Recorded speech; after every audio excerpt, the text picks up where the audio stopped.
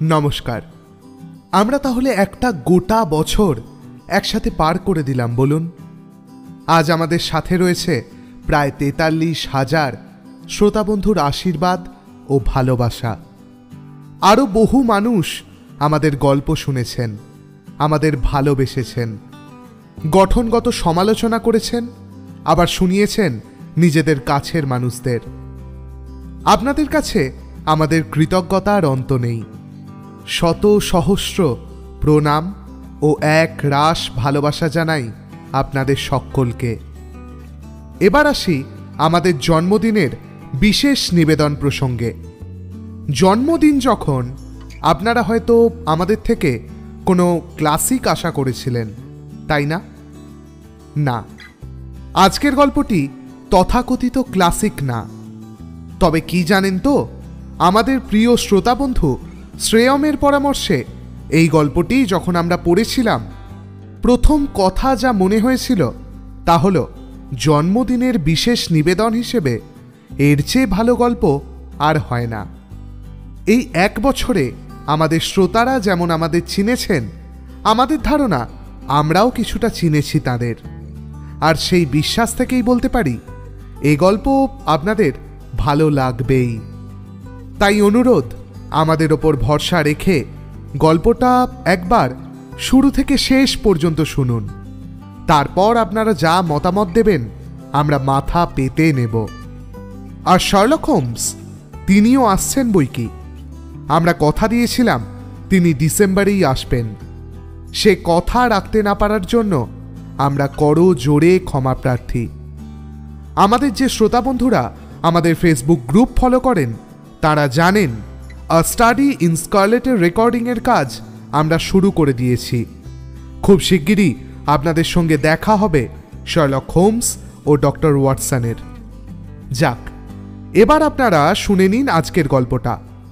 শুরু হচ্ছে স্ক্যাটার থটসের প্রথম জন্মদিন উপলক্ষে বিশেষ নিবেদন উৎসব চৌধুরীর লেখা মোক্ষ লাভ।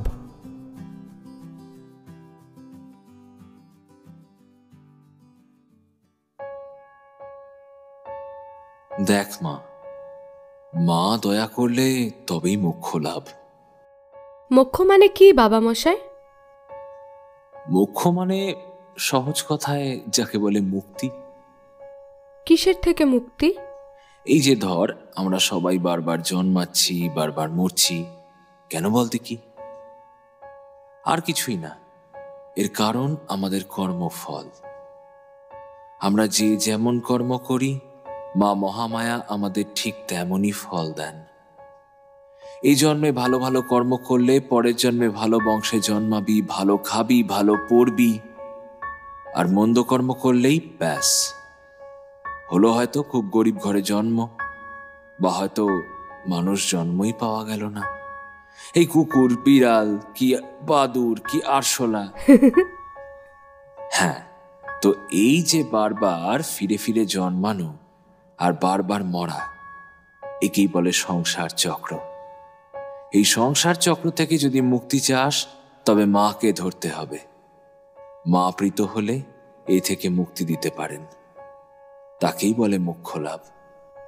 মোক্ষ লাভ হলে কি হয় বাবা? বড় কঠিন প্রশ্ন করেছিস রে মা, বড় কঠিন প্রশ্ন। মোক্ষ লাভ হলে কি হয় সে কি আর মুখে বলা যায়? বাপ বেটির শাস্ত্র আলোচনায় ছেদ পড়ল। রান্নাঘরের ভেতর থেকে মুখুজ্জেগিন্নি ঝংকার দিয়ে উঠলেন। বলি, মেয়ের সঙ্গে বসে বসে ধর্মকথা আলোচনা করলেই চলবে? বেলা কত হলো সে খেয়াল আছে? এদিকে এসো, যা ব্যবস্থা হয়েছে তা নিয়ে আমাকে উদ্ধার করো দেখি। এই বিদ্যে, এই রোদ্দুরের মধ্যে দাওয়ায় বসে আছিস কেন রে হতচ্ছাড়ি? ঢের কথা কয়েছিস, যা ঘরে গিয়ে শুবি। যা যা বলছি। ওই রে, তোর মা আবার খেপেছে বলে ঈষৎ ত্রস্ত মুখে উঠে পড়ে রান্নাঘরের দিকে এগোলেন রামরতন মুখুজ্জে। বিদ্যারাজ্ঞী হাসতে হাসতে ঘরে গেল। গিরিবালা গজগজ করতে করতে একটা পাথর বাটিতে করে খই, দুধ, কলার মণ্ড দিয়ে সশব্দে স্বামীর সামনে নামিয়ে রাখলেন। রামরতন মৃদুস্বরে বললেন, আহা গিন্নি, মেয়েটাকে সারাক্ষণ অত বকাঝকা কেন করো বলো তো? আমাদের খুকুর মতো লক্ষ্মী মেয়ে। এই এই রাখো রাখো, লক্ষ্মী মেয়ে লক্ষ্মী মেয়ে তো অমন কপাল পোড়া কেন? বিয়ের বছর ঘুরতে না ঘুরতেই হতচ্ছাড়ি শাঁখা সিঁদুর সব ঘুচিয়ে বাপের ঘাড়ে এসে পড়ল। নাও নাও, বেশি কথা না বলে খেয়ে আমাকে উদ্ধার করো দেখি, আমার হয়েছে যত জ্বালা। মুখুজ্জেগিন্নি স্বামীর সামনে থেকে উঠে গেলেন। রাগ হলেই তার কেমন যেন কান্না পেয়ে যায়। রামরতন নিঃশব্দে খাবারটুকু শেষ করে উঠে যাওয়ার পর ভাত নিয়ে বসলেন মুখুজ্জেগিন্নি। একমাত্র মেয়ে বিধবা হওয়ার পর রামরতন জেদ ধরেছিলেন তিনিও মেয়ের সঙ্গে একাদশী করবেন, এবং নির্জলা একাদশী। কিন্তু তা বললে কি চলে? রোজ দুবেলা কতখানি পথ পেরিয়ে মায়ের মন্দিরে পুজো করতে যেতে হয়। সারাদিন না খেয়ে থাকলে বুড়ো শরীরে ধকল সইবে? যা খুশি একটা বলে দিলেই হলো নাকি? স্বামীকে মাথার দিব্যি দিয়ে এই খই দুধটুকু খাওয়াবার বন্দোবস্ত করেছেন গিরিবালা। কিন্তু তিনি নিজে এও স্ত্রী, সধবা মানুষ, একাদশীর দিন না খেয়ে থাকা যায় নাকি? কোথা থেকে কি হয়ে যায় খেয়ে বলতে পারে। গিরিবালাকে তাই ইচ্ছের বিরুদ্ধে এক মুঠো মাছ ভাত খেতেই হয়, আজও খেতে হচ্ছে।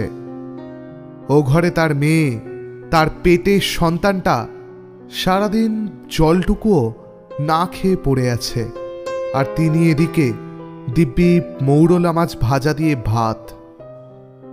গিরিবালার গলার কাছটা ব্যথা করতে থাকে, চোখ দুটো ঝাপসা হয়ে যায়। কুসুমপোতা গ্রামের এই কালীবাড়ি বহুদিনের পুরনো। গ্রামের এক কোণে নদীর কাছে বুনো ঝোপঝাড়ে ভরা জংলা জায়গায় কবে থেকে যে দাঁড়িয়ে রয়েছে কেউ জানে না। লোকজন নেহাত দায়ে না পড়লে এদিকে আসে না। কাছেই গ্রামের শ্মশান, আর এমনিতেও জায়গাটা নাকি ভালো নয়। লোকজন এমনি এমনি ভয় পায় না। জনশ্রুতি বলে এ মন্দির নাকি ডাকাতদের মন্দির ছিল। মাকে পুজো দিয়ে একটি করে ছাগ বলি চড়িয়ে তারপর তারা রণ পায়ে চড়ে দস্যুবৃত্তি করতে বেরোত। সে আজ থেকে ৩০-৪০ বছর আগের কথা তো হবেই। তারপর এক রাতে গায়ের জমিদার বীরনারায়ণ চৌধুরী তার লেঠেল বাহিনী নিয়ে অতর্কিতে মন্দিরে হানা দেন। সে রাত ছিল অমাবস্যা। জমিদারবাবু চরেরা খবর দিয়েছিল প্রতি অমাবস্যার রাতে ও মন্দিরে নাকি নরবলি হয়। তাই ডাকাতদের হাতে নাতে ধরতে বীরনারায়ণ অমাবস্যার রাতই বেছে নিয়েছিলেন। না, বলির মানুষটিকে তিনি বাঁচাতে পারেননি। তারা হানা দেওয়ার কেবল কয়েক মুহূর্ত আগেই শুভ লগ্নে বলিদান পর্ব সম্পন্ন হয়েছিল।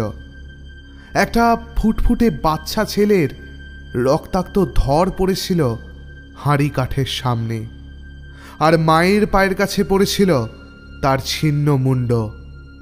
চোখ দুটো খোলা, মুখ ঈষৎ হাঁ করা, যেন বিস্ময়ে ভরে তাকিয়ে আছে সে। রক্ত চড়েছিল জমিদার বাবুর মাথায়। লেঠেল সর্দারের হাত থেকে তেল মাখানো পাকা বাঁশের লাঠি কেড়ে নিয়ে তিনি অকুস্থলে ডাকাতদের সর্দার বিষেবাগদির মাথা নিজেই দুফাঁক করে দেন। বাকিদের পিচমোড়া করে বেঁধে ধরে নিয়ে যাওয়া হয় জমিদার বাড়িতে। তারপর ইংরেজ কোতোয়ালিতে সমর্পণ করা হয়।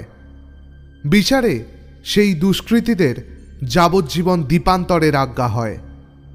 এদিকে মাকে তো আর মন্দিরে এমনি এমনি ফেলে রাখা যায় না। তাই জমিদার বাড়ি থেকেই পুরোহিত নিয়োগ করে মায়ের নিত্য পুজোর ব্যবস্থা করা হয়। নরবলি তো বন্ধ হয়ই, প্রায়শই ছাগ বলির ব্যাপারটিও জমিদারবাবুর আদেশে বন্ধ করে দেওয়া হয়। ঠাকুরমশাই নাকি খুঁত করতেন, মা এতদিন যা খেয়ে অভ্যস্ত তার বদলে কেবল চাল কলার নৈবেদ্য কি তার মুখে রুজবে? মা রুষ্ট হবেন না তো? কিন্তু জমিদারবাবুর কড়া নির্দেশ, মন্দিরে কোনো রকম বলি চলবে না, চলবে না মানে চলবে না। অগত্যা সেই ব্যবস্থাই চলল কিছুদিন। তারপর এক অমাবস্যার রাতে ঘটে গেল এক মহা অঘটন। জমিদারবাবুর কিশোরী মেয়ে সুনয়নী, সে ছিল রূপে লক্ষ্মী, গুণে সরস্বতী। তার বিয়ের তোড়জোড় আরম্ভ হয়েছিল। গয়না গড়ানো, নহবতের ব্যবস্থা করা, রসুয়ে বামুনদের সঙ্গে বসে ভোজের তালিকা তৈরি করা, সব কাজই জমিদার মশাই মহা উৎসাহে করতেন। সেই মেয়ে অমাবস্যার রাত্রিরে হঠাৎ উধাও হয়ে গেল। পরদিন সকালে শুধু কুসুম পোতা নয়, আশেপাশের প্রতিটি গ্রামে আতি পাতি করে খোঁজা হলো, নদী পুকুরে জাল ফেলা হলো, সুনয়নীর ছিন্ন মাত্র পাওয়া গেল না। বেলার দিকে মায়ের মন্দিরে নিত্য পুজো করতে গিয়ে চমকে উঠলেন পুরোহিত মশাই। চিৎকার করে লোকজন জড়ো করলেন তিনি। হট্টগোল শুনে সস্ত্রীক মন্দিরে ছুটে গেলেন স্বয়ং বীরনারায়ণ। সেদিন একেবারে ফটফটে দিনের আলোয় গ্রামের প্রত্যেকটা লোক দেখেছিল মা কালীর তেল সিঁদুরে রাঙানো লকলকে জিভের ওপর ঝুলছে একটি বাসন্তী রঙের রেশমি কাপড়ের টুকরো।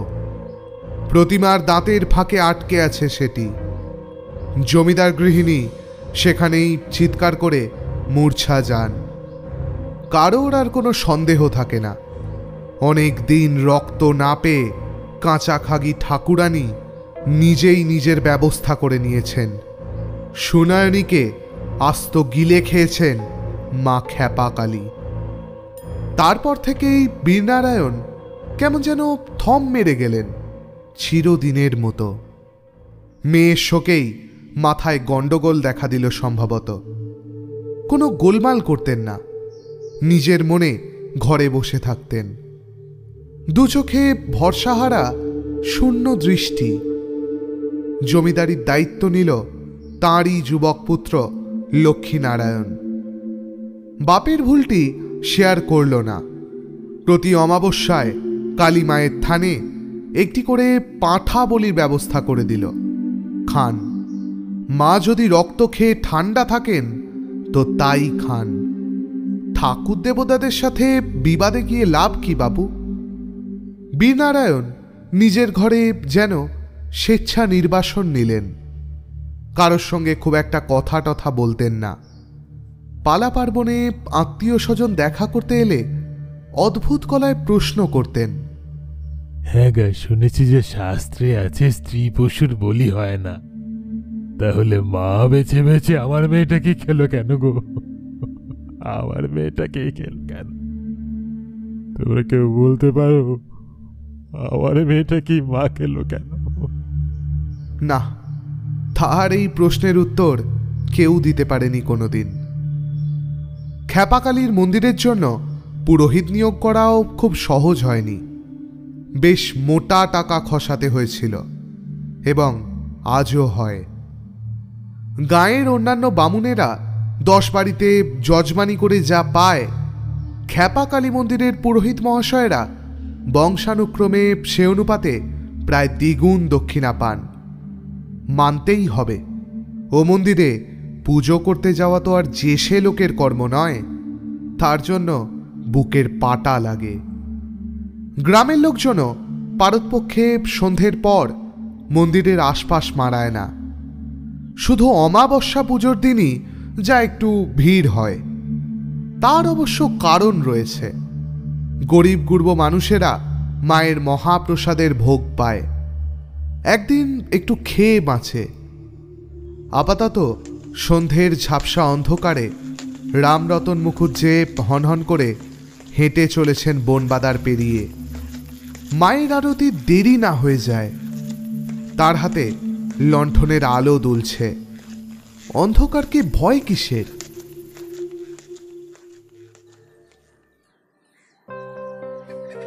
আজ সকাল থেকে মুখুজ্জে বাড়ির রান্নাঘরে বেজায় ব্যস্ততা। মুখুজ্জে গিন্নি চাল বাঁচতে বাঁচতে শুনতে পেলেন, বড় বউ শুনছো? দেখো গো, শুনি এসেছে। যাই বলে হাঁক দিয়ে চাল ভর্তি থালা বিদ্যার হাতে তুলে দিয়ে গিরিবালা বললেন, নে চালগুলো বেঁচে রাখ দেখি, আমি এক্ষুনি আসছি। তাড়াতাড়ি করিস মা, রান্না বসাতে হবে। রান্নাঘর থেকে দাওয়ায় বেরোতেই শুনি অর্থাৎ সুন্দর নারায়ণ, জমিদার বাড়ির কনিষ্ঠ পুত্র, গিরিবালাকে নত হয়ে প্রণাম করল। থাক বাবা, থাক থাক, বেঁচে থাকো বাবা, বেঁচে থাকো বলে গিরিবালা শুনির থুতনিতে আঙুল ছুঁয়ে চুমু খেলেন। আসন পেতে দিয়ে বললেন, বসো বাবা বসো। তা খবর সব ভালো তো? আসনে বসতে বসতে শুনি বলল, আগে আপনাদের আশীর্বাদে ভালোই আছি খুড়িমা। আসলে এবার কলকাতার সংস্কৃত কলেজে অধ্যাপনার চাকরিটি হয়ে গেল, তাই খুড়োমশাইকে সুসংবাদ দিতে এলাম। আমার ব্যাকরণের হাতে করি তো খুড়োমশাইয়েরই হাতে। রামরতন হৃষ্ট মনে বললেন, এই দেখো গিন্নি, বেটার ছেলে আবার মিষ্টি এনেছে। শুনি, এসবের কি দরকার ছিল বলো দেখি? গিন্নি, তুমি শুনিকে একটু জল দাও, বুঝলে? রোদ্দুরে হাঁটতে হাঁটতে ছেলেটার একেবারে মুখ লাল হয়ে গেছে। গিরিবালা মিষ্টান্নের হাঁড়িটি তুলে নিয়ে মৃদু হেসে রান্নাঘরে গেলেন। কাঁসার গেলাসে জল আর রেকাবিতে ঘরে তৈরি দুটো নারকেল নাড়ু নিয়ে এসে রাখলেন শুনির সামনে। তা বাবা, তুমি তাহলে কলকাতাতেই থাকছো এখন পাকাপাকি ভাবে? কর্তা মশাই আপত্তি করেননি? না না, এদিকে তো বর্দা আছেনি জমি জিরেত খাজনাপত্র দেখার জন্য। আমি অধ্যাপনা করছি শুনে বাবা মশাই বেশ খুশি হয়েছেন খুড়িমা। তারপর বলুন, আপনাদের সংবাদ সব ভালো? গিরিবালা বললেন, হ্যাঁ তা ভালোই আছি। গিরিবালা মনে মনে ভাবলেন, ছেলেটি অনেক বড় হয়ে গিয়েছে। শুধু বয়সে বড় না, মান মর্যাদাতেও কত বড়। তবু দেখো কি সুন্দর সহবত। তাহলে এবার ভালো বংশের একটা পাত্রী দেখে ঘরে লক্ষ্মী আনো বাবা, বয়স তো হয়েছে।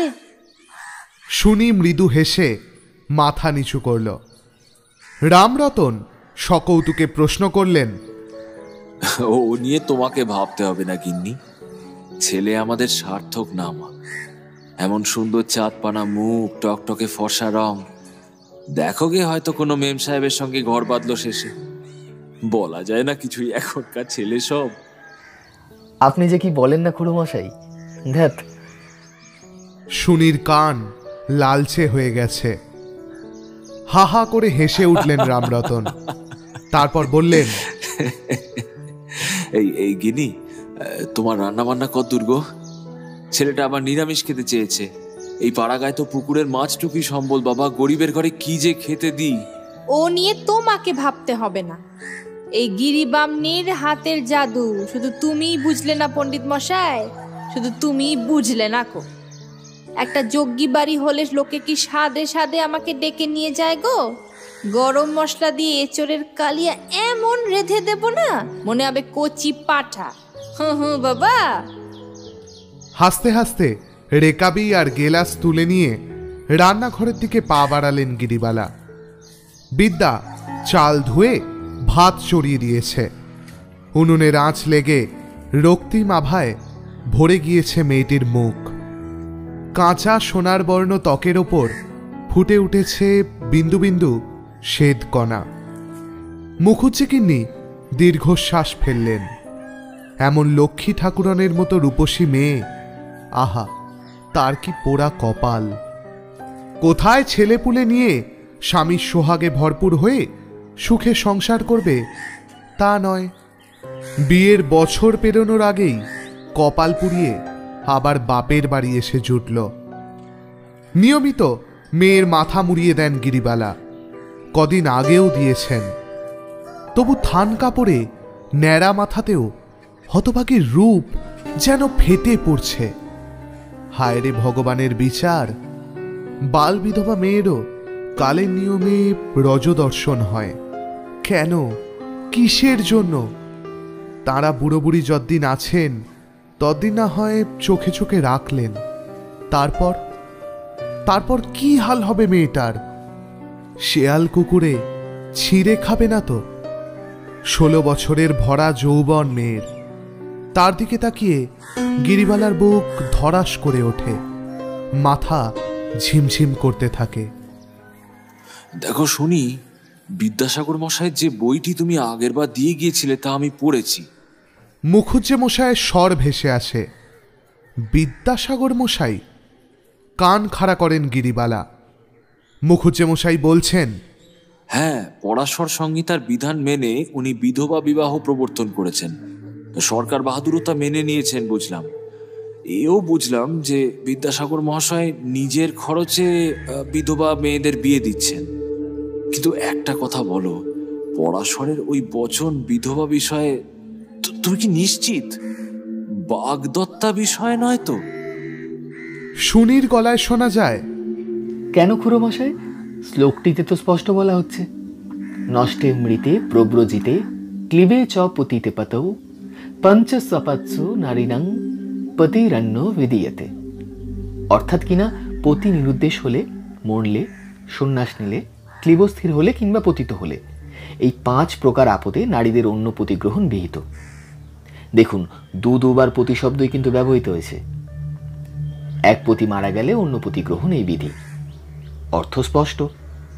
এখানে বাগদত্তা ইত্যাদি গৌণ অর্থ কল্পনা করাই বরং অনাবশ্যক। বেগুনে নুন আর হলুদ বাটা মাখিয়ে কড়া ভর্তি তেলে ছাড়লেন গিরিবালা। বোঁটা শুদ্ধ বেগুন ভাজা, লম্বা করে কাটা। স্বাদ বৃদ্ধির জন্য ঈষৎ জিরে বাটাও মাখানো আছে। ছ্যাঁক করে শব্দ হলো।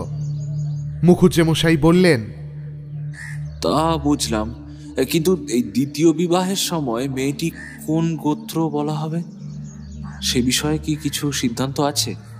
অবশ্যই পিতৃকুলের গোত্র। উদাহতত্ত্বে ঋষ্যশৃঙ্গমুনি বলেছেন, বর গোত্রং সমুচারিয়া প্রপিতামহ পূর্বকম নাম সংকীর্তে যদ্দিদন কন্যা এবশ্চে বমেহ হি। অর্থাৎ বরের প্রপিতামহ পূর্বক গোত্র উচ্চারণ করে নাম উচ্চারণ করবে, আর কন্যারাও এইরূপ। দেখুন, একজন মেয়ে যে বংশে জন্মেছে সে সেই বংশের আদিপুরুষের নাম গোত্র ব্যবহার করতে পারবে না, এ তো হয় না, তাই না? ঝাঁঝরি দিয়ে কড়া থেকে বেগুন ভাজা নামিয়ে ফুলবড়ি চাপালেন গিরিবালা। শুনি বলে চলেছে, আপনি যেসব সন্দেহের কথা বলছেন খুড়োমশাই, সেসব সন্দেহ নিয়ে কলকাতার পণ্ডিত মহলে বিস্তার কথাবার্তা হয়ে গেছে। বিদ্যাসাগর মশাই সেসব যুক্তি খণ্ডন করে বিধবা বিবাহ বিষয়ে একখানা দ্বিতীয় প্রস্তাব লিখেছেন। সে বইখানি বেরোলেই আমি আপনাকে। ব্যাকরণের মারপ্যাচ দিয়ে শাস্ত্রের ব্যাখ্যা ঘুরিয়ে দেওয়ার কায়দাটা আমিও জানি, শুনি, আমাকে শিখিও না। বলি, দেশাচার লোকাচার এসবও তো আছে নাকি? তোমার খুড়তুতো বোন নয়নমণি বিধবা, সে খবর সবাই জানে। পারবে শাস্ত্রের দোহাই দিয়ে এই গায়ের মধ্যে তার বিবাহের আয়োজন করতে? জমিদার বংশ বলে লোকে কি ছেড়ে দেবে ভেবেছ? আপনাদের আশীর্বাদ থাকলে নিশ্চয়ই পারবো খুড়োমশাই। স্কন্দপুরাণ থেকে আরম্ভ করে মহাভারত সর্বত্র বলেছে দেশাচারের চেয়ে শ্রুতি স্মৃতি আদির বিধান অধিক বলবান। আপনি তো জানেন সমাজটা শাস্ত্র দিয়ে চলে না, শুনি। আর কলকাতায় থেকে গ্রামের সমাজকে পুরোপুরি বোঝাও যায় না। মুখুজ্জে মশাইয়ের অসহিষ্ণু গলার স্বর শোনা গেল। জানো না, এই গায়ের প্রতিটি লোক বলে বলি বন্ধ করার জন্য মা খেপিকালী তোমার বংশের একটি মেয়েকে জ্যান্ত গিলে খেয়েছিলেন। শোনো, লোকে জানে আবহমান কাল ধরে যা চলে আসছে তাই চলবে, তার কোনো নড়চড় হবে না, বুঝেছো? তাই বলছি, এসব চিন্তা তুমি বাদ দাও। রামরতনের গলার স্বরে উষ্মা। মুখুজ্জে গিন্নি বিদ্যারাজ্ঞীর দিকে তাকিয়ে বলে উঠলেন, এই মুখ পুরি, পায়েসের চাল ধুয়েছিস? ভাত হয়ে গেলে পায়েসের দুধটা বসিয়ে দিস, বুঝলি? হ্যাঁ মা, এই তো গোবিন্দভোগ চাল ধুয়ে রেখেছি। আচ্ছা মা, আমাকে একটু এঁচোড়ের তরকারি দেবে আজ? আজ তো সব নিরামিষ রান্না হচ্ছে শুনি দাদার জন্য। হ্যাঁ দেব দেব। ঝাঁঝিয়ে উঠলেন গিরিবালা। তারপর হঠাৎ থমকে গেলেন। তার কপালে ভ্রুকুটি। মেয়ের দিকে ফিরে চাপা স্বরে তর্জন করে উঠলেন তিনি। পরিবেশন আমি একাই করব আজ, বুঝেছিস? আজ যেন তোকে রান্নাঘরের বাইরে এক পা বাড়াতে না দেখি, নইলে এই চেলা কাঠ তোর পিঠে না ভেঙেছি তো।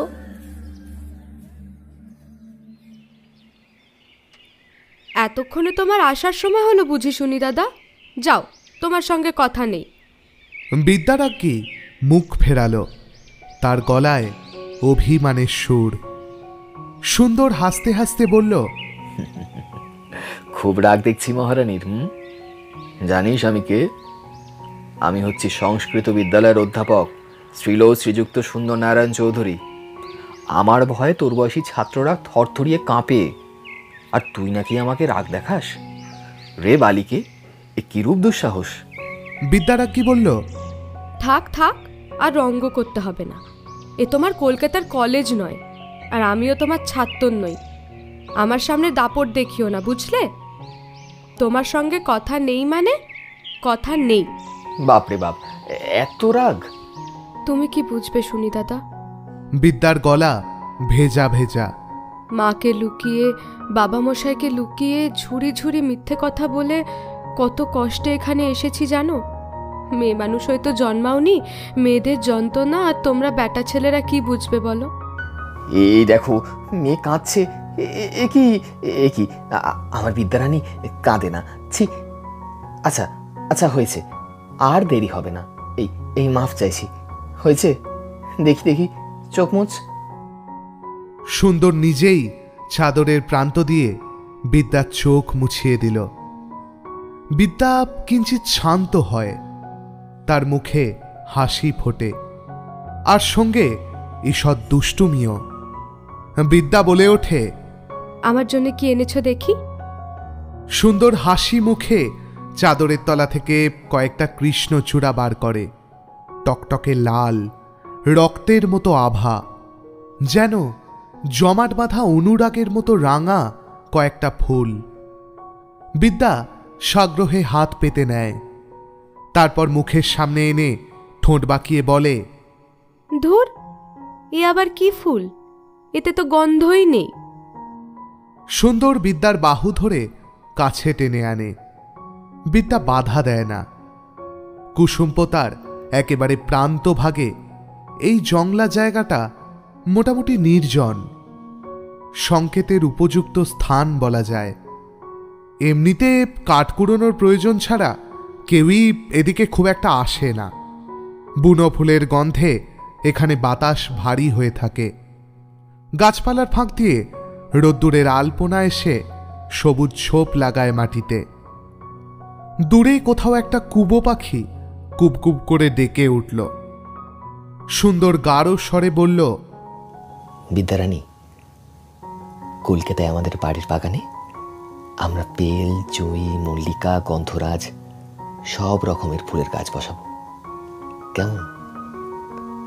তুমি রোজ সন্ধেবেলা গা ধুয়ে বাগানে এসে বসবে, আর আমি তোমার খোঁপায় একটি সুগন্ধি করে মালা আস্তে আস্তে চড়িয়ে দেব।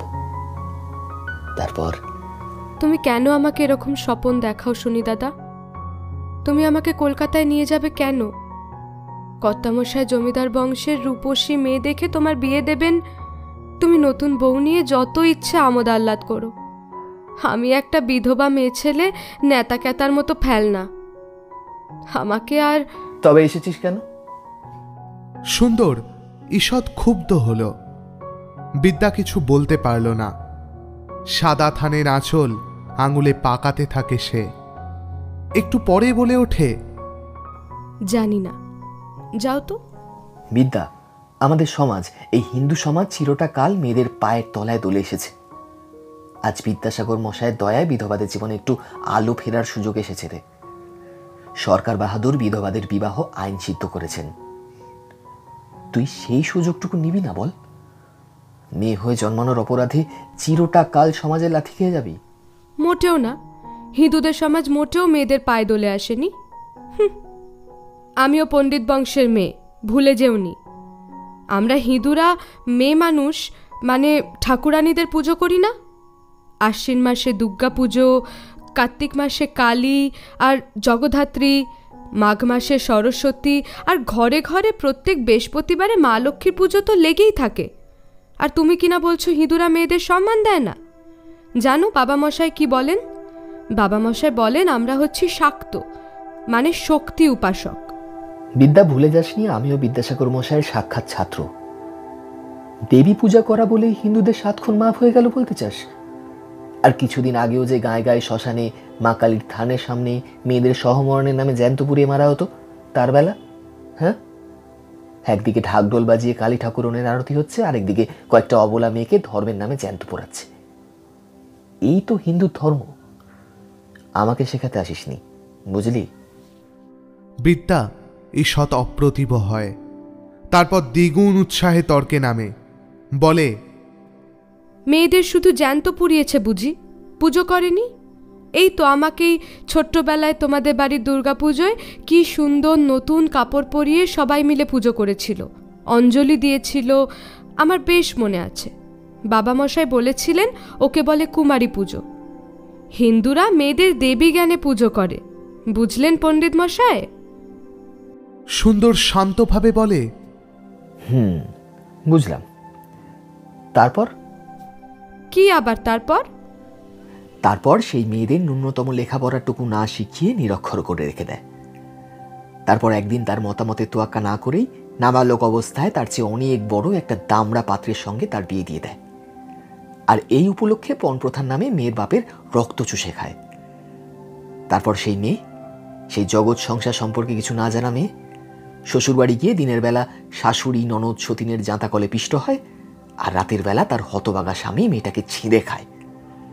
তারপর বছর বছর বাচ্চা বিয়েতেই থাকে, বিয়েতেই থাকে, বিয়েতে বিয়েতে মরেও যায় কখনো কখনো। তখন তার স্বামী আবার একটা কুচি মেয়ে বিয়ে করে। সুন্দরের গলা উত্তরোত্তর চড়ছে, তার ফর্সা রেশমের মতো অবিন্যস্ত গোঁপদাড়িতে ভরা মুখ এখন রক্তবর্ণ। বিদ্যার ভয় করতে থাকে। সে সুন্দরের হাত চেপে ধরে বলে ওঠে, তুমি এত রাগ করছো কেন শুনি দাদা? এত রাগ করো না। সুন্দরের হুঁশ ফেরে না। সে 2 হাতে বিদ্যার 2 কাঁধ খামচে ধরে বলে, আর কোনো হতভাগী যদি তোর মতো অল্প বয়সে বিধবা হয়, তখন তাকে হয় বাপের ঘরে নয়তো কোনো আত্মীয়ের ঘরে আগাছার মতো পড়ে থেকে সারা জীবন দাসী বৃত্তি করতে হয়। দুটো ভালো মন্দ খাওয়ার শখ থেকে একটা ভালো কাপড় পরার শখ, সব সব কেড়ে নেয় আমাদের মহান শক্তি উপাসক হিন্দু সমাজ, আমাদের ধর্ম। বল বিদ্যা, বল, আমি তোকে এই ধর্মের কয়েদখানা থেকে উদ্ধার করতে চাইছি। তুই তুই যাবি না আমার সঙ্গে? যাবি না? বল কি রে? আমি তোমার সঙ্গে চলে গেলে লোকে আমাকে কুলটা বলবে শুনি দাদা। আমার বাপ মাকে এক ঘরে করবে, বাবা মশাইকে আর মন্দিরে পুজো করতে দেবে না, না খেয়ে শুকিয়ে মরে যাবে মানুষ দুটো। আমি আমি কি করে? তুই কিচ্ছু ভাবিস না বিদ্যা, কিচ্ছু ভাবিস না, আমি সব সামলে নেব। তুই শুধু একবার বল। কি করে সামলাবে তুমি? বলো আমাকে, কি করবে? বিদ্যার প্রশ্নের উত্তরে সুন্দর অসহিষ্ণুভাবে কাঁধ ঝাঁকিয়ে বলে, সে একটা উপায় ঠিক হবে, কিন্তু কিন্তু তুই শুধু একবার বল, তুই তুই আমাকে ভালোবাসিস? আমাকে? বিদ্যা ফোঁপাতে ফোঁপাতে সুন্দরের বুকে মাথা রাখে, ভাঙা গলায় বলতে থাকে, আমি জানি না শুনি দাদা, আমি জানি না। বিদ্যা? বজ্রগম্ভীর গলার ডাক শুনে বিদ্যা চমকে ওঠে, সুন্দরও চমকে ওঠে। ঈষৎ দূরে দাঁড়িয়ে আছেন স্বয়ং রামরতন মুখুজ্জে। তার গায়ে নামাবলী, হাতে কোষাকুষি, কপালে গাঢ় লাল সিঁদুরের তিলক। মন্দিরে সকালের পুজো সেরে ফিরছেন সম্ভবত।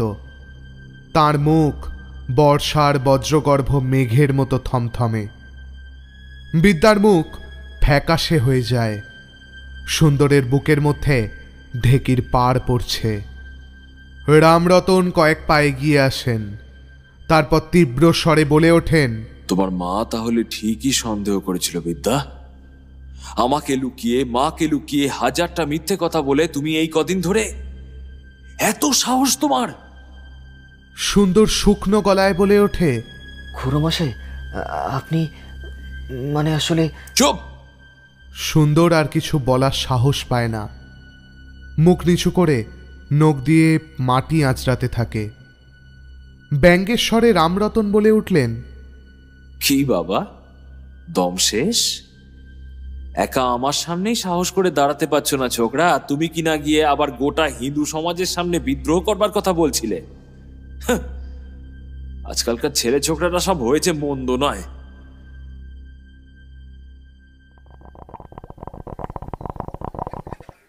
বৈঠকখানা ঘরে বসে গুরুক গুরুক শব্দে আলবোলায় তামাক খাচ্ছিলেন হরিনারায়ণ। তার মন মেজাজ ভারী প্রসন্ন। তাদের বংশে মা লক্ষ্মীর চিরস্থায়ী দয়া থাকলেও বিদ্যার চর্চা যে বিশাল কিছু ছিল তা নয়।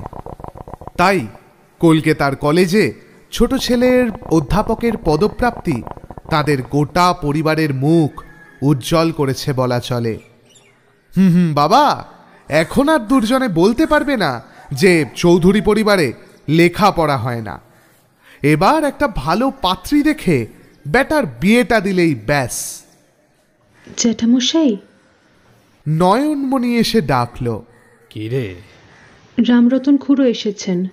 ও, নিয়ে আয় নিয়ে আয়। মুখুজ্জমশাইকে এখানে এসে বসতে বল। ওরে, কে আছিস? বামুনির হুকোয় তামাক দিয়ে যা, আর খানিক জল মিষ্টির ব্যবস্থা কর। নয়নমণি রামরতনকে বৈঠকখানায় নিয়ে এসে বসালো। হরিনারায়ণ আধশোয়া অবস্থা থেকে বাবু হয়ে বসলেন। আলবোলার নল নামিয়ে রেখে করজোরে বললেন, আসুন আসুন মুখুজ্জমশাই, বসতে আজ্ঞা হোক। তারপর বাড়িতে সব ভালো তো? মন্দিরে মায়ের সেবা পুজোয় কোনো অসুবিধা হচ্ছে না তো? রামরতন এগায়ের প্রজা হলে কি হবে, খ্যাপাকালী মন্দিরের পুরোহিত হিসেবে তার খাতিরই আলাদা। গায়ের আর 5টা বামুন ঠাকুর যে মন্দিরের চৌকার ডিঙোতে ভয় পায়, সেখানে তার পরিবার পুরুষানুক্রমে পুজো করে আসছেন। তারা যে স্বয়ং মায়ের কৃপাধন্য, এ নিয়ে কারোর কোনো সন্দেহ নেই। আর জমিদার বাবুও তাকে কিঞ্চিত সমঝে চলেন। ফরাসের ওপর বসে রামরতন সংক্ষেপে বললেন, ভালো। আপনার গৃহের সব সংবাদ শুভ তো? রামরতনের মুখ গম্ভীর হয়ে রয়েছে। হ্যাঁ হ্যাঁ, আপনাদের আশীর্বাদে সব শুভ। শোন রে নয়ন, জেঠিমার কাছ থেকে মায়ের সেবার বেনারসি খানা এনে মুখুজ্জমশাইকে দে তো দেখি। হ্যাঁ, আপনি তো জানেনই আমার ছোট পুত্রটি কলকাতার কলেজে চাকুরি পেয়ে বংশের মুখ উজ্জ্বল করেছে। তাই আর কি, গিন্নি মায়ের সেবার জন্য নতুন একখানা কাপড় দিচ্ছেন। কালই তো অমাবস্যা, কালকেই মানে আমি আজই লোক পাঠিয়ে আপনার বাড়িতে দিয়ে আসতাম। আপনি এসে পড়েছেন তো ভালোই হয়েছে, আপনি নিয়ে যান। অনর্গল কথা বলে চলেছেন হরিনারায়ণ। রামরতন দরজার দিকে তাকালেন। নয়নমণির হাতে টকটকে লাল একখানা বেনারসি, জড়ি বসানো, ঝকঝকে নতুন।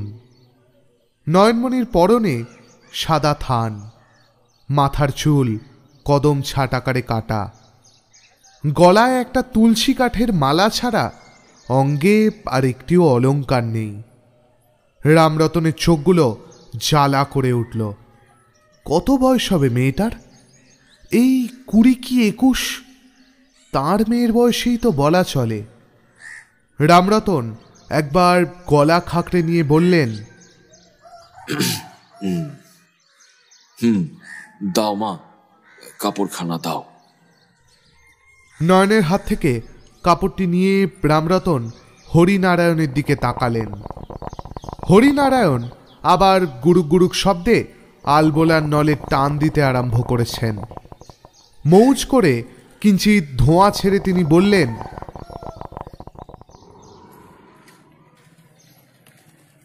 মুখুজ্জমশাই, শুনির জন্য এবার তো একটি পাত্রী দেখতে হয়।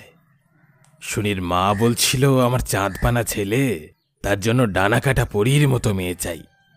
আমি বললাম, দেখো গিন্নি, শুধু রূপ হলেই তো চলে না, বংশমর্যাদার দিকটাও তো দেখতে হবে নাকি? সত্যি বলতে কি? রামরতন ডান হাত তুলে জমিদার বাবুকে থামালেন। ইনি একবার কথা বলতে আরম্ভ করলে সহজে থামতে চান না। গম্ভীর গলায় রামরতন বললেন, আপনার কনিষ্ঠ পুত্র সম্পর্কেই কিছু কথা বলতে এসেছি কর্তামশাই। তাকে আপনি কাল সকালেই কলকাতায় পাঠাবার ব্যবস্থা করুন। হরিনারায়ণের তামাক টানা থেমে গেল। খানিক ভুরু কুচকে তিনি জিজ্ঞেস করলেন, কেন বলুন তো, কিছু হয়েছে? আমি ভাবছিলাম অমাবস্যার পুজোটা হয়ে গেলে তারপর না হয়। ভাবলেশীন মুখে রামরতন বললেন, কাল রাত্রে আমি মায়ের স্বপ্নাদেশ পেয়েছি। মা এই অমাবস্যায় একটি নরবলি নেবেন বলে জানিয়েছেন। হরিনারায়ণের হাত থেকে এবার আলবোলার নলটা টপ করে খসে পড়ল। কাঁপা কাঁপা গলায় হরিনারায়ণ বললেন, কি বলছেন মুখুজ্জেমশাই? মা নরবলি নেবেন? তিনি নিজে আপনাকে জানিয়েছেন? এসব কি বলছেন? কিন্তু বলির জন্য মানুষ আমি কোত্থেকে জোগাড় করব মুখুজ্জেমশাই? প্রতি অমাবস্যায় বলির জন্য একটা করে কচি কালো পাঁঠা তো জমিদার বাড়ি থেকে দেওয়া হয়, কিন্তু মানুষ কোত্থেকে? আবার মায়ের ইচ্ছা পূরণ না করলেও মা যে কি করবেন? আমি তো আপনাকে মানুষ জোগাড় করতে বলিনি কর্তামশাই। মা কি বলেছেন আগে পুরোটা শুনুন। বলুন, মা কি বলেছেন? হরিনারায়ণ ভীত চোখে চেয়ে আছেন রামরতনের দিকে। রামরতন স্পষ্ট স্বরে বললেন, শুনুন, মা বলেছেন আগামীকাল যেন আমি কোনো বলিদান ছাড়াই অমাবস্যা বিহিত পুজো সম্পন্ন করি। তারপর মা নিজেই এই গ্রাম থেকে তার পছন্দ মতন একটি পুণ্যবান সদাচারী মানুষকে তার থানে টেনে নিয়ে এসে তার ভোগের ব্যবস্থা করে নেবেন।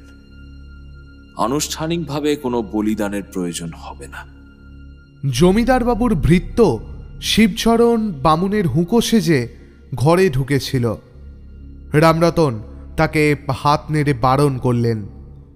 তারপর তিনি বলতে লাগলেন, তাই আপনাকে বলতে এলাম, আপনার কনিষ্ঠ পুত্রটিকে কাল সকালেই গ্রাম ছেড়ে কলকাতায় রওনা করিয়ে দিন।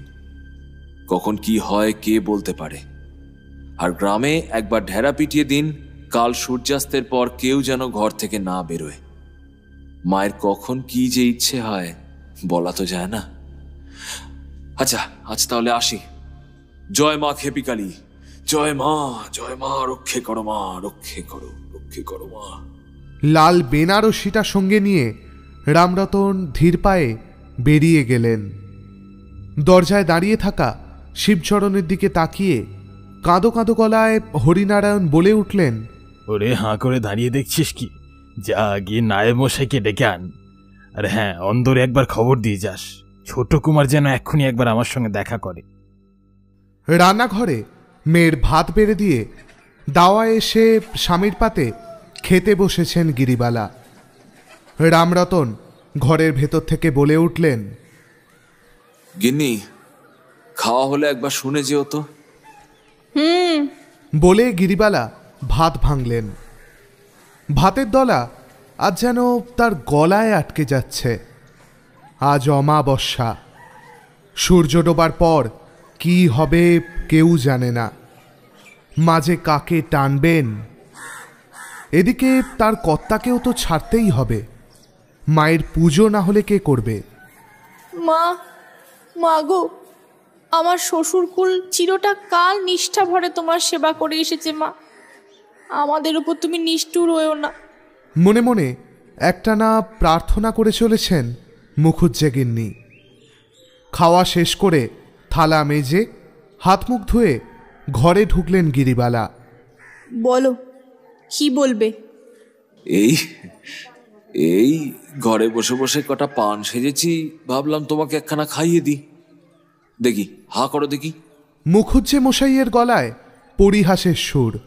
মরণ, বুড়ো বয়সে ভিড়কুট্টি। কপট রাগ দেখিয়ে পানখানা মুখে পুরলেন গিরিবালা। তারপর বললেন, তুমি একটু গড়িয়ে নাও, আমি গিয়ে দেখি মেয়েটার খাওয়া হলো কিনা। মা গো, রক্ষে করো মা, রক্ষে করো গো মা গো। কিরে, তোর খাওয়া হলো? আর কতক্ষণ? বলতে বলতে রান্নাঘরে ঢুকে থমকে দাঁড়ালেন গিরিবালা। মেয়ে একটা দানাও মুখে তোলেনি। ভাতের থালা সামনে রেখে চুপচাপ বসে আছে, হাঁটুতে চিবুক রেখে। চোখ দিয়ে টপ টপ করে জল গড়িয়ে পড়ছে, মুক্তোর ফোঁটার মতো অশ্রু। মায়ের সাড়া পেয়েই তাড়াতাড়ি অন্যদিকে মুখ ঘুরিয়ে চোখ মুছল বিদ্যারাজ্ঞী। জোর করে মুখে হাসি টেনে বলল, আজ আর খাবো না মা, শরীরটা ভাল লাগছে না। কই দেখি। গিরিবালা নিচু হয়ে মেয়ের কপালে হাত দিলেন। কই, জ্বর নেই তো, গা তো ঠান্ডা, কাঁদছিলি কেন? বিদ্যা অবাক হওয়ার ভান করল। আমার কাছে মিথ্যে কথা কয়ে পার পাবিনি বিদ্যে। মনে রাখিস, আমি তোকে পেটে ধরেছি, তুই আমাকে পেটে ধরিসনি। মুখুজ্জেগিন্নি কোমরে হাত রেখে চাপা কিন্তু ক্রুদ্ধ স্বরে বললেন, তোর বাপ কর্তা মশাইকে বলে ওই শুনি ছোড়াটাকে কলকাতায় পাঠিয়ে দিয়েছেন, তাই তুই মুখ পুরি বসে বসে চোখের জল ফেলছিস, তাই না? কি ভেবেছিস তুই আমি কিচ্ছু বুঝি না? বিদ্যা মাথা নিচু করল। মেয়ের কাঁধ খামছে ধরে তাকে দাঁড় করালেন মুখুজ্জেগিন্নি। হত ছাড়ি, পেটের সত্তর, বামুনের ঘরে বেদবা তুই। তোর লজ্জা নেই? পরলোকে নরক যন্ত্রণার ভয় নেই? এ কথা জানাজানি হলে যে লোকে আমাদের এক ঘুরে করবে, না খেয়ে শুকিয়ে মরতে হবে, জানিস নে? নিজের ওপর না থাক, বুড়ো বাপ মায়ের জন্য কি তোর একটুখানি দয়া মায়া নেই রে হতচ্ছাড়ি? বিদ্যা চুপ। রান্নাঘরের দরজায় এসে দাঁড়িয়েছেন মুখুজ্জে মশাই। গিন্নি, কি যাতা বলছো? তোমার কি মাথাটা খারাপ হলো নাকি? এই এই মেয়ে, চুপ করে আছিস কেন? উত্তর দে। তুই শুনিকে ভালোবাসিস, তাই না? বল বল মুখপুরি, বল বল মুখপুরি, বল বল। তর্জন করতে করতে ঠাস করে মেয়ের গালে একখানা চর কষিয়ে দিলেন গিরিবালা। বিদ্যা মুখ তুলে তাকালো।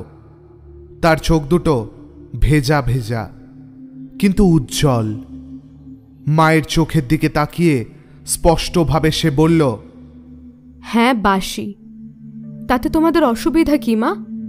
বাবা মশাই তো মানুষটাকে কলকাতায় পাঠিয়েই দিয়েছেন, তাও তোমাদের ভয় যায় না? কি কি বললি পোড়ার মুখে? এই কথা বলতে তোর এতটুকু লজ্জা শরম হলো না? তুমি জিজ্ঞেস করলে তাই বললাম। বিদ্যা স্বর দৃঢ়। মুখুজ্জেগিন্নি ধপ করে মেঝেতে বসে পড়ে আর্তনাদ করতে লাগলেন। ওগো, শুনছো শুনছো মেয়ের কথা? ওরে, কোন জন্মের শত্রুকে আমি পেটে ধরেছিলাম রে আরাম জাদি! তোর মরণ হয় না কেন? এ মেয়ে বংশের মুখে চুন কালি মাখাবে রে। একে আমি আতুরেই মুখে নুন দিয়ে মেরে ফেললাম না কেন? মর হতভাগী, মর মর, তুই মর। মুখুজ্জে মশাই এগিয়ে এসছেন। এমন সময় হঠাৎ করে গিরিবালার মাথাটা টলে উঠল। মাথা ঘুরে মেঝেতে পড়ার আগেই মুখুজ্জে মশাই ধরে ফেললেন গিন্নিকে। মেয়েকে বললেন, খুকু, তোর মায়ের শরীরটা খারাপ করছে বোধহয়, ধর তো দিকটা। বাপ বেটি ধরাধরি করে প্রায় অচৈতন্য গিরিবালাকে শোবার ঘরে এনে খাটে শুইয়ে দিলেন। তুই মাকে একটু পাখা কর দেখি, মানুষটা ঘুমোক। আহা, বেশি উত্তেজনা সইতে পারেনি বোধহয়, বয়স হচ্ছে তো। পূজা শেষ করে মাটিতে মাথা ঠেকিয়ে প্রণাম করলেন রামরতন। ওম সর্বমঙ্গল মঙ্গলে শিবে সর্বার্থ সাধিকে শরণ্যে ত্রম্বকে গৌরী নারায়ণী নমস্তুতে। মা খেপাকালী তার বিশাল রক্তাভ চোখ তিনটি মেলে তাকিয়ে আছেন। তার শ্বেতশুভ্র দাঁতের ফাঁক দিয়ে ঝুলে পড়ছে দীর্ঘ টকটকে লাল লোলজিহ্বা। দিনের বেলাতেও এ বিগ্রহ দেখলে যে কোনো মানুষের গা ছমছম করে ওঠে। এই নিস্তব্ধ অমাবস্যার রাত্রে প্রদীপের মৃদু আলোয় মায়ের বিগ্রহের দিকে তাকালে অতি বড় সাহসী মানুষেরও যে বুক কেঁপে উঠবে তাতে কোনো সন্দেহ নেই। জয় মা খেপিকালী, জয় মা। হুঙ্কার দিয়ে উঠে দাঁড়ালেন রামরতন। একটু দূরে মেঝেতে জড়সড় হয়ে বসে থাকা বিদ্যারাজ্ঞী ভয়ে ভয়ে হাত জোর করে মাকে প্রণাম করল। তারপর শুকনো গলায় ডাকল, বাবা মশাই। রামরতন সস্নেহে মেয়ের দিকে তাকিয়ে বললেন, কি মা? মেয়েটাকে এই ক্ষীণ আলোতেও বড় সুন্দর লাগছে। বিদ্যারাজ্ঞীর পরনে টুকটুকে লাল বেনারসি, গলায় সাদা বেলফুলের মালা, কপালে মুখুজ্জে মশাইয়ের স্বহস্তে এঁকে দেওয়া কোণে চন্দন। আহা, মেয়ে তো নয়, যেন সাক্ষাৎ লক্ষ্মী ঠাকুর। বিদ্যা বলল, আমাদের আমাদের পাপ হবে না তো বাবা? রামরতন গম্ভীর গলায় বললেন, মা, সারাটা জীবন আমি শাস্ত্র নিয়েই পড়ে থেকেছি। দেখেছি এই শাস্ত্রের কথা ওই শাস্ত্র দিয়ে কেটে দেওয়া যায়। দেখেছি কোনটা শাস্ত্র আর কোনটা শাস্ত্র নয়, এই নিয়ে পণ্ডিতদের মধ্যে বিবাদের কোনো শেষ নেই। ধর্মের গতি অতি সূক্ষ্ম রে মা। আমি সামান্য মানুষ, ধর্ম নিয়ে চূড়ান্ত সিদ্ধান্ত নেবার আমি কে? তবে তোকে বলি, সমস্ত শাস্ত্রে ঋষিরা একটা কথা বারবার ঘুরিয়ে ফিরিয়ে বলেছেন, পরোপকারেই পুণ্য, পরপীড়নেই পাপ। তাই এই সিদ্ধান্তে আমি তো কোনো পাপ দেখছি না রে মা।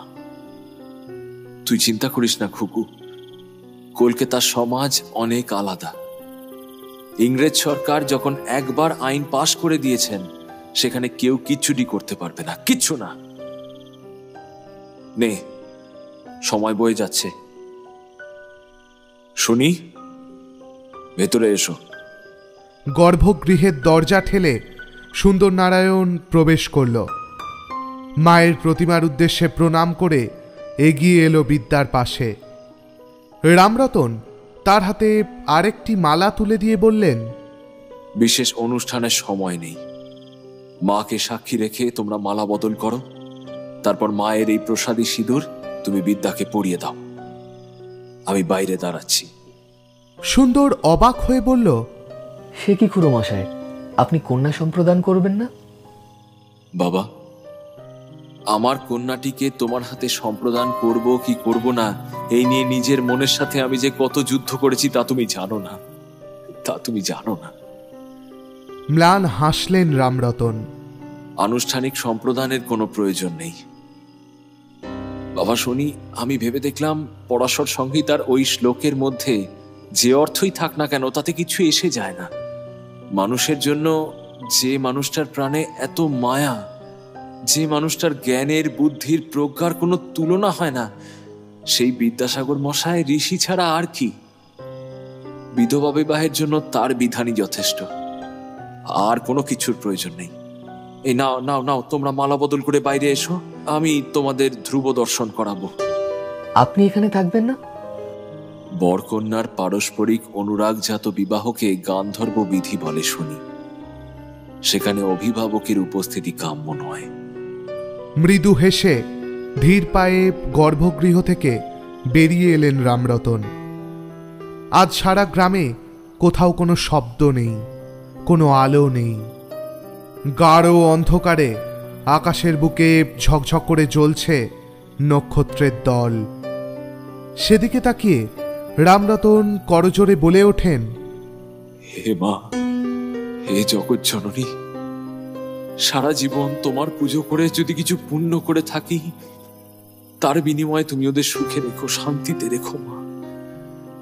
তোমার নাম করে মিথ্যা ভাষণের যা কিছু পাপ, তার জন্য আমাকে যত খুশি দণ্ড দিও, শুধু আমার মেয়েটাকে ভালো রেখো। ওদের আর কেউ নেই মা, শুধু তুমিই আছো। গতিস্তং গতিস্তং তমেকা ভবানী। গর্ভগৃহের দরজা খুলে গেল। বিদ্যা বাইরে এসে ডাকল, বাবা মশাই। রামরতনের চোখ দিয়ে অশ্রু গড়াচ্ছে। বিদ্যা আর সুন্দর তাকে প্রণাম করল। সুখী হও, সুখী হও, সুখী হও। বিদ্যা কাঁদো কাঁদো গলায় বলল, বাবা মশাই, মায়ের সঙ্গে একবার দেখা হবে না? রামরতন মৃদু হাসলেন।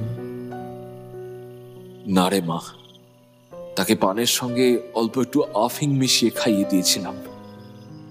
কাল সকালের আগে তার ঘুম ভাঙবে না। মেয়ে মানুষ তো বড় অল্পে ভয় পায়। এত বড় কাণ্ডটায় সে সাহস করে সম্মতি দিতে পারত না রে। আমি পরে তোর মাকে সব বুঝিয়ে বলবো, আশা করি সে বুঝবে। ওহ বাবা জীবন, তুমি এইটা রাখো। নিজের হাত থেকে একটা সোনার আংটি খুলে সুন্দরের দিকে বাড়িয়ে দিলেন মুখুজ্জেমশাই। না না, এ কি করছেন? আপনি কি করে ভাবলেন আমি যৌতুক নেব? তোমার জন্য নয় বাবা, আমি তোমার আচার্য বিদ্যাসাগর মশাইয়ের জন্য এই সামান্য প্রণামই দিলাম। তাকে বলো, সমাজের সামনে মাথা উঁচু করে দাঁড়িয়ে পোড়া কপালি মেয়েগুলোর গতি করার সাহস এখনো আমার হয়নি, কিন্তু তিনি তো তা করছেন। কলকাতা শহরে নিজে দাঁড়িয়ে থেকে একের পর এক বিধবার বিয়ে দিচ্ছেন তার নিজের খরচে। তাই তাকে বলো, আমার এই যৎ সামান্য দানটুকু তিনি যেন কর্মযজ্ঞের জন্য গ্রহণ করেন। বেশ বাবা, তাই হবে। সুন্দর আংটিটি নিয়ে মাথায় ঠেকালো। এবার এসো, ধ্রুব দর্শন করো। ওই যে ওই উত্তর দিকে। সুন্দর, তুমি ধ্রুব তারা দেখিয়ে বিদ্যাকে বলো। একটা কথা, মন্ত্রগুলো আপনি বাংলাতেও বলুন, যাতে ও বুঝতে পারে। আচ্ছা বেশ, হাতে সময় বেশি নেই, এক্ষুনি রওনা হতে হবে তোমাদের। বাবা জীবন, তুমি বিদ্যা মাকে প্রথমে ধ্রুব নক্ষত্র, তারপরে অরুন্ধতী দর্শন করাও। এবার বলো, প্রজাপতি ঋষি অনুষ্ঠব ছন্দ, কন্যা দেবতা কন্যা অনুমন্ত্রণে বিনিয়োগ, ধ্রুবাদৌ ধ্রুবা পৃথিবী ধ্রুবং বিশ্বমিদং জগৎ, ধ্রুবাস পর্বতা ইমে ধ্রুবা স্ত্রী প্রতিকূলে ইয়ম। এর অর্থ, এই আকাশ ধ্রুব, এই পৃথিবী ধ্রুব, এই সমস্ত জগৎ ধ্রুব, এই পর্বত সকল ধ্রুব, এই স্ত্রীও প্রতিকূলে ধ্রুবা হোক। মা বিদ্যা, এই ধ্রুব নক্ষত্রের মতো তুমি চিরকাল পতিব্রতে স্থির হও।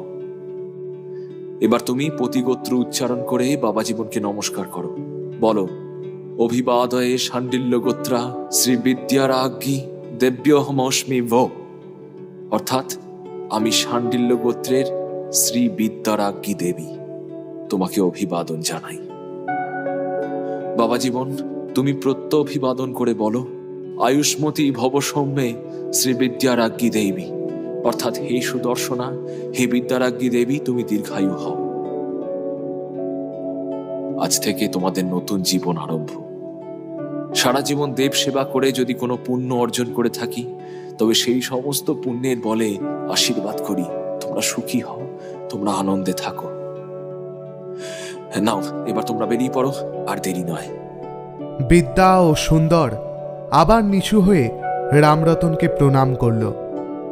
তারপর ওরা একে অপরের হাত ধরে অন্ধকারের বুক ছিঁড়ে এগিয়ে চলল।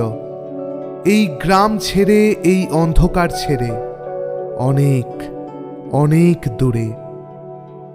যতক্ষণ লণ্ঠনের মৃদু আলো দেখা যায়, ততক্ষণ এক দৃষ্টে চেয়ে রইলেন রামরতন। তার চোখ দিয়ে টপ টপ করে জল পড়তে লাগল। দিনের আলো ফুটতেই সারা গাঁয়ের লোক বিষম কৌতূহলে মা খ্যাপাকালীর মন্দিরে এসে হাজির হল।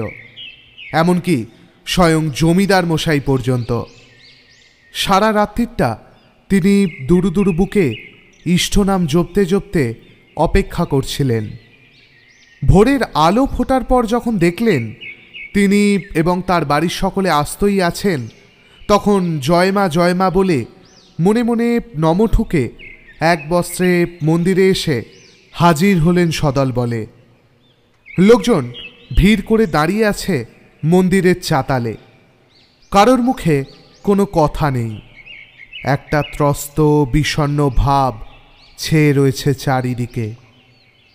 মুখুজ্জেমশাই মন্দিরের চৌকাঠে পা ছড়িয়ে বসে রয়েছেন।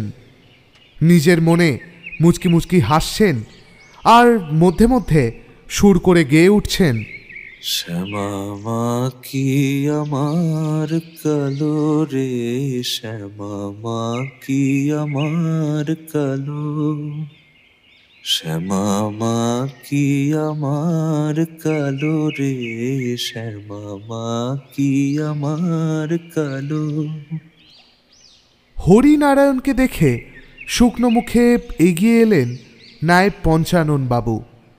ফিসফিস করে বললেন, কর্তামশাই এইছেন? দেখুন দেখি, মানুষটার বোধহয় শোকতাপে মাথা খারাপ হয়ে গিয়েছে। কে গেল নায়েব মশাই? মা কাকে নিলেন? আরে ওই তো রামরতন মুখুজ্জির মেয়ে বিদ্যারাগী।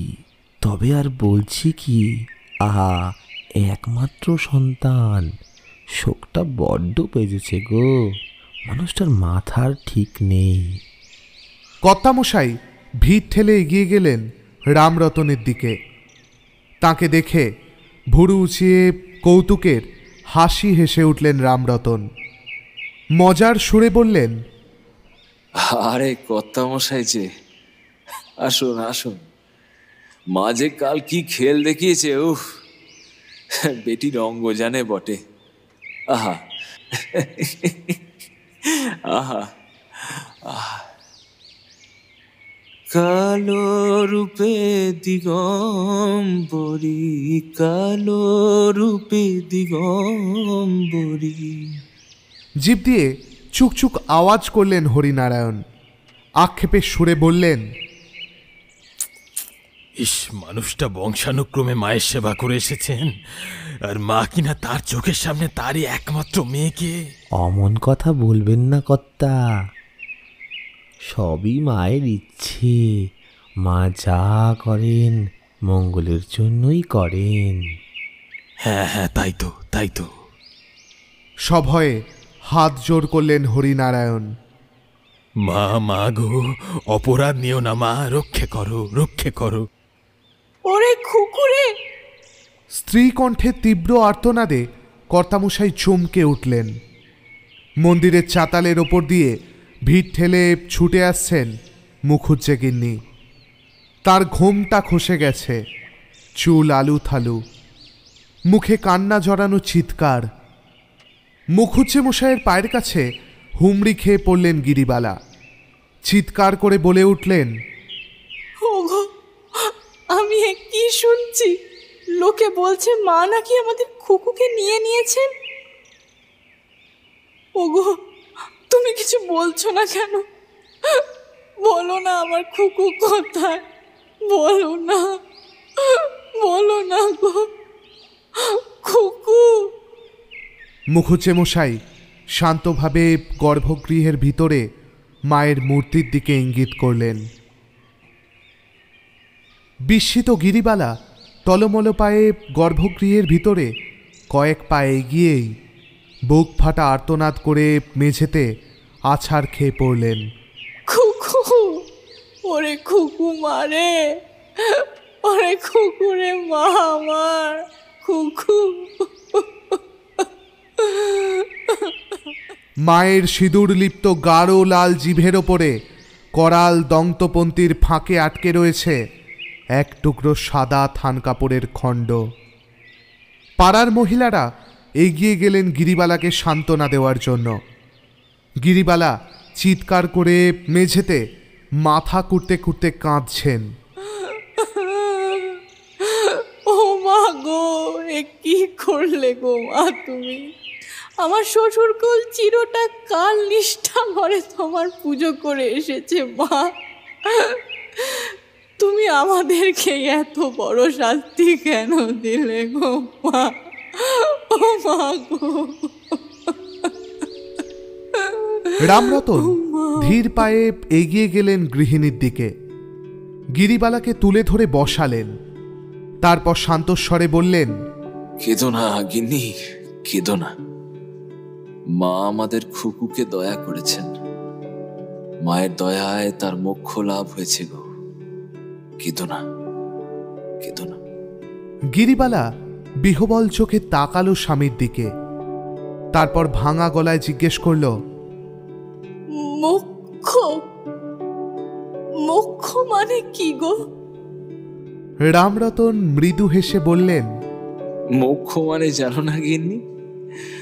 মোক্ষ মানে হলো গিয়ে মুক্তি, বুঝলে?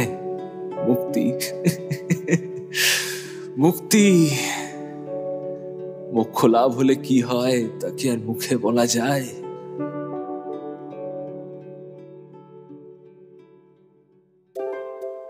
শেষ হলো আমাদের আজকের গল্প উৎসব চৌধুরীর মোক্ষ লাভ। গল্পের সূত্রধার, গল্প পাঠ, পর্ব পরিচালনা ও শব্দগ্রহণে আমি অর্ণব। রামরতনের চরিত্রে শীর্ষেন্দু, বিদ্যারাজ্ঞীর চরিত্রে অস্মিতা, সুন্দর নারায়ণের চরিত্রে অর্ঘ্যদীপ, গিরিবালার চরিত্রে স্বাগতা, বীরনারায়ণ ও হরিনারায়ণের চরিত্রে মানব, পঞ্চানন বাবুর চরিত্রে সৌভিক ও নয়নমণির চরিত্রে সৌরিমা। আমরা আজ আমাদের পাশে পেয়েছি ওয়েল অফ টেলস ইউটিউব চ্যানেলের শীর্ষেন্দু ভৌমিক ও স্বাগতা সাহাকে। ওদের চ্যানেলের লিংক আপনারা পেয়ে যাবেন আমাদের ডেসক্রিপশন বক্সে। ভিন্ন স্বাদের বেশ কিছু অডিও স্টোরি শুনতে অতি অবশ্যই সাবস্ক্রাইব করবেন ওয়েল অফ টেলসকে। আর আমাদের সাথে যোগাযোগের সমস্ত ঠিকানাও পাবেন ডেসক্রিপশন বক্সে। আমাদের আজকের নিবেদন আপনাদের কেমন লাগলো তা জানার জন্য অধীর আগ্রহে অপেক্ষায় আমরা। আগামী সপ্তাহে আরও একটি রোমাঞ্চকর গল্প নিয়ে ফিরে আসছি আমরা। ততদিন please do care to stay tuned. আর আমাদের আজকের গল্পটি ভালো লাগলে গল্পটিকে শেয়ার ও চ্যানেলটিকে সাবস্ক্রাইব করতে ভুলবেন না। নমস্কার।